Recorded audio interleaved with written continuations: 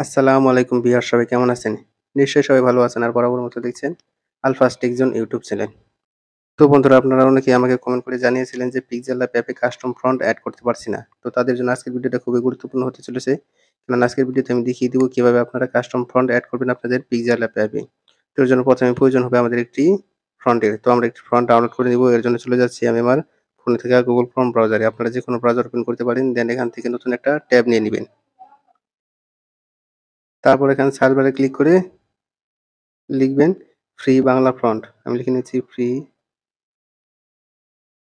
Bangla font. দেন এখান থেকে গো তে ক্লিক করে সার্চ করে দিবেন। তারপর প্রথমে যে ওয়েবসাইটটা চলে আসবে এই ওয়েবসাইটে ক্লিক করে দিবেন।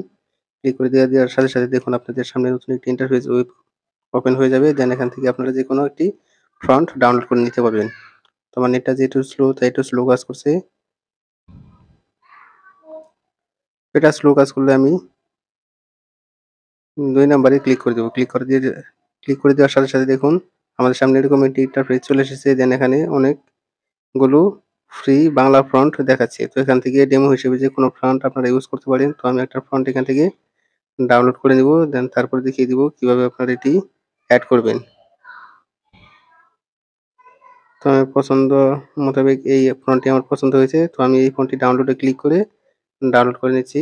দেখুন এখানে লেখা আছে ডাউনলোড বাঁধন জননী ৫২। তো এখানে ক্লিক করে আমি ডাউনলোড করে নিচ্ছি।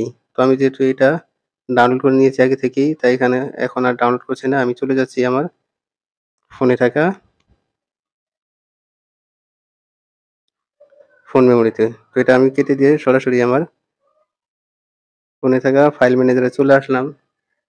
দেন এখান থেকে এটাতে আমি ক্লিক করে দিলাম। ক্লিক করে দেওয়ার সাথে, সাথে আমি ডাউনলোড থেকে আমার সেই বাঁধন বাংলা ৫২ ফন্টটি আমি খুঁজে বের করে নিব। তো আপনারা খুঁজে বের করে নিবেন। দেখুন এখানে কিন্তু চলে এসেছে বা FN বাঁধন জননী ৫২।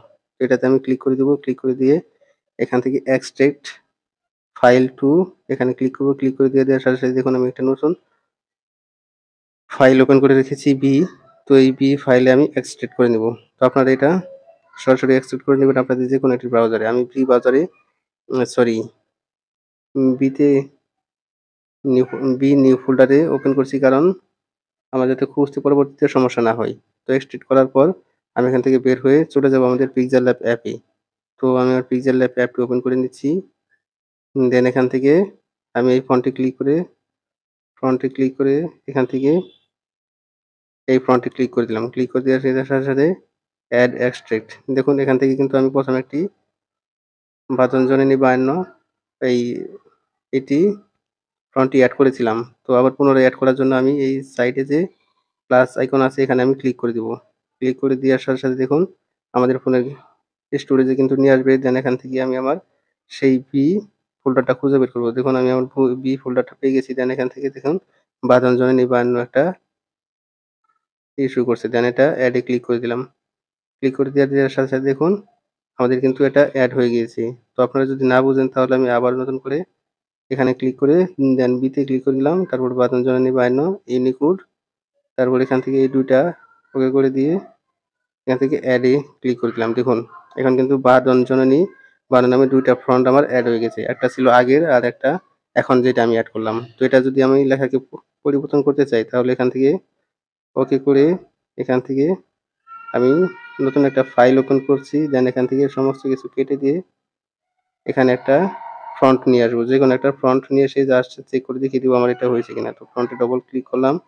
ক্লিক করার পর এখান থেকে কেটে দিয়ে এখান থেকে স্ক্রল করে এই ফন্টে ক্লিক করলাম। ক্লিক করে দেওয়ার পরে এড এক্সট্রা ফন্ট এখানে ক্লিক করে দিলাম। ক্লিক করে দেওয়ার পরে ২ নাম্বারটাতে আমি ক্লিক করে দিলাম। ক্লিক করে দেওয়ার পরে দেখুন এখান থেকে ওকেতে ক্লিক করে দেখুন আমার লেখাটি কিন্তু পরিবর্তন হয়ে গেছে।